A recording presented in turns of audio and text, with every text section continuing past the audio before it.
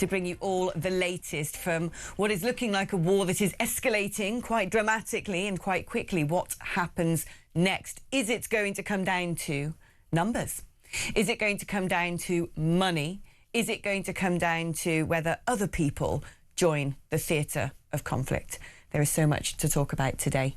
I'm pleased to say, delighted in fact, that I'm joined for the whole programme by the brilliant Philip Ingram, MBE, former senior military intelligence officer.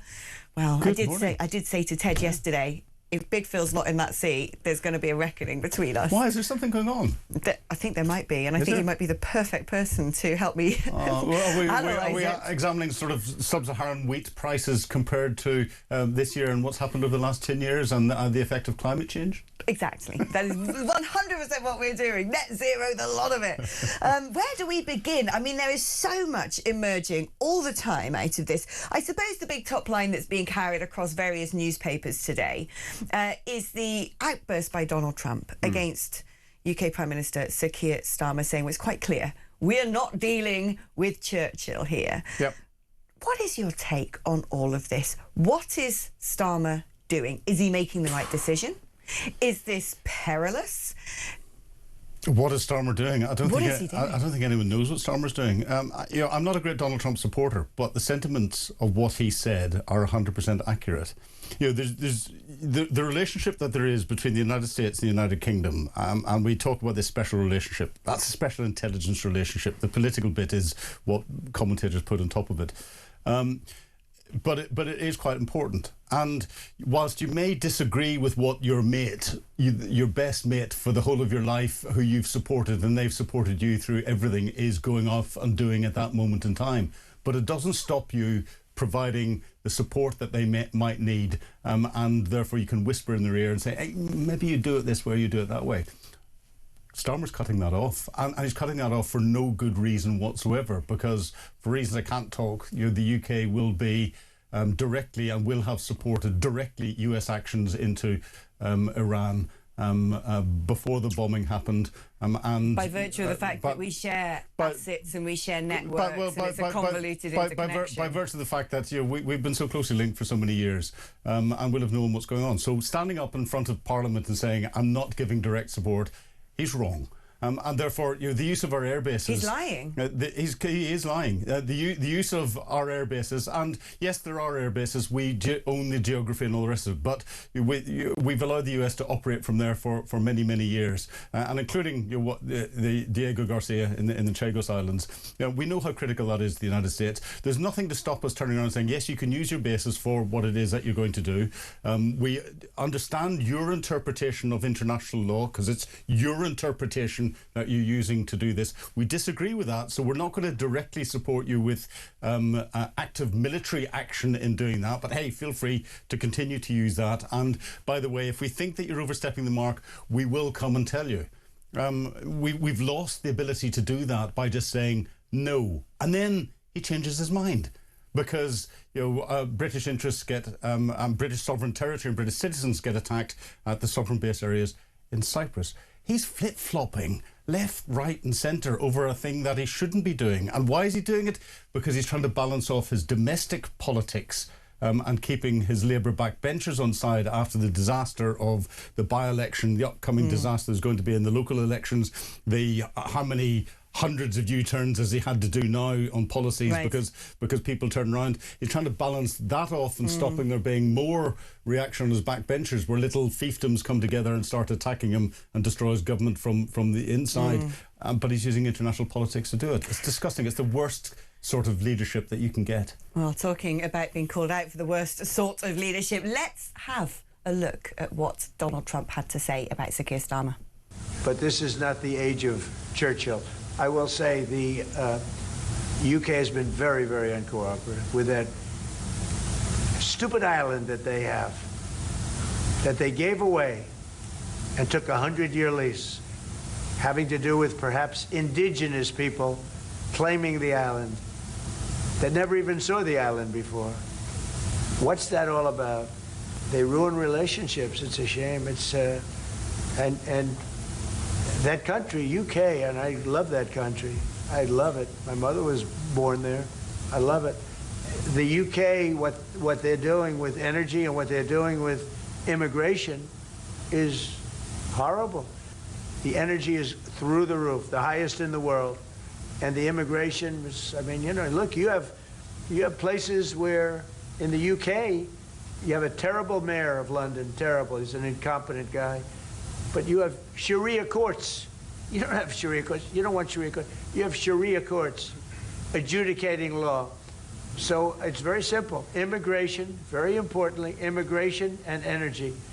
And you bring it back. Otherwise, you're not going to bring it back.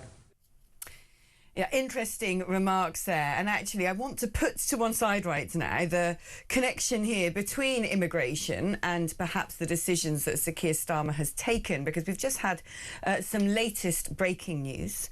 Wait for this one, Phil. Reports that HMS Dragon, due to head to Cyprus, won't be setting sail now until next week. For those of you listening on the radio, I called you Sir Philip then. I just knighted you on air. No, Philip Ingram has his head in his hands. You should be Sir Philip Ingram. Has his head in his hands and goodness. Is the king despairing. Why do you think that is? Just not ready, ill-equipped? We haven't got the detail behind it, but there's been an abject failure at one level and possibly different levels. So what should be happening in this is military commanders and planners are sitting looking at what's going on around the world. This is part of what used to be called strategic command, looking at what's going on and go, things are happening down there. We might need to send a ship back in that direction. And what you then do is you reduce the notice to move in the ship. So, you know, whilst they're in port, they're probably on 7 or 10 days or 2 weeks notice to move. So 2 weeks out, you go, we need to reduce your notice to move to a week. A week out, you reduce your notice to move to 3 days. 3 days from potential deployment, it takes down to 24 hours. So what that does is it gets the crews into the areas. You start to put all your supplies onto it. You then get the crews on the ship when it's you reduce it to 24 hours notice to move. You've got all your ammunition on there. You've got all your food on there. You've got the fuel in. You're doing your final little tightening your nuts and bolts that you need to do before you go off. And then when the politicians make the decision to go, you go immediately.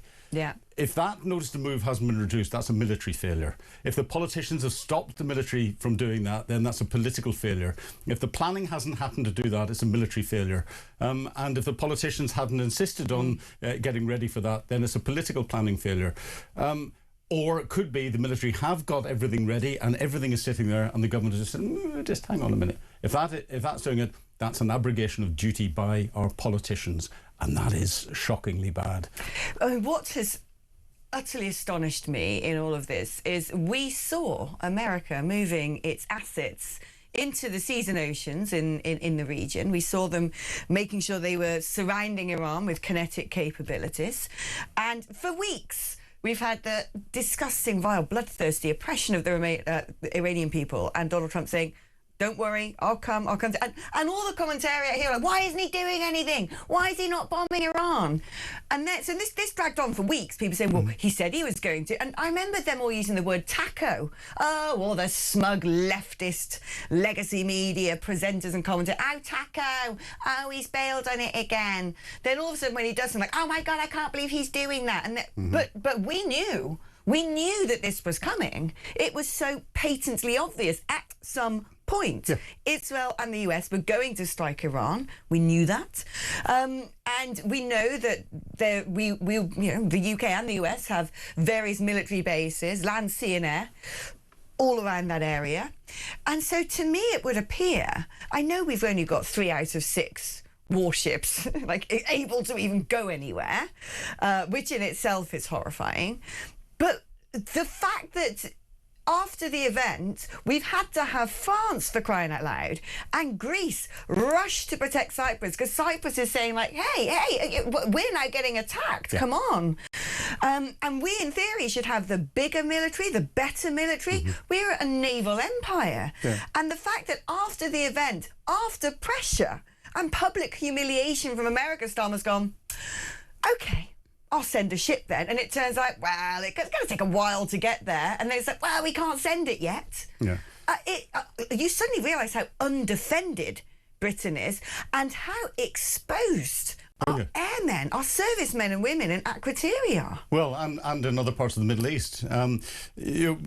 the government knew that something was happening because they forward deployed F-35 jets from 617 Dambuster Squadron to RAF Akrotiri. They put more Typhoon jets down there. So they knew this was coming. Right. And therefore, there's no reason why they shouldn't have put further air defence capability in. They could have put some of the Army, I think it's called Sky Sabre, I'll need to check this, air defence missiles down at Akrotiri. They haven't done that. And they could have reduced the notice to move and started to move a Type 45 destroyer, which is perfect to get into the area, down into there, or not withdrawn it from the Middle East beforehand, parked it in Cyprus for a bit, or parked it in Gibraltar so it's closer and could be maintained and stuff in Gibraltar. But they haven't done that. And there's been abject failure somewhere. The government will have known what's going on. Right. I haven't got access to any classified material whatsoever, and I could see what was brewing and what was going to happen. I could see it. I've never served in the military. I just sit here using my eyes in the same way that it was patently obvious Russia was going to cross the border into Ukraine.